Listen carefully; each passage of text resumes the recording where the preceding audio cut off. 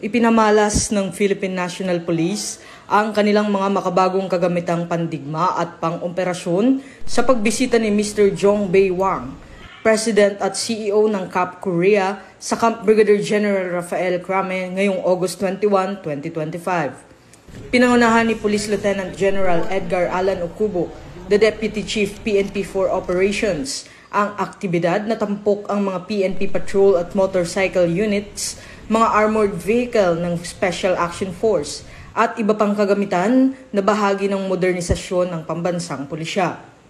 Ang static display na inilagay sa harapan ng bulwagang Lapu-Lapu ay inihanda sa pangunguna ng Police Community Affairs and Development Group bilang opisyal na responsible unit.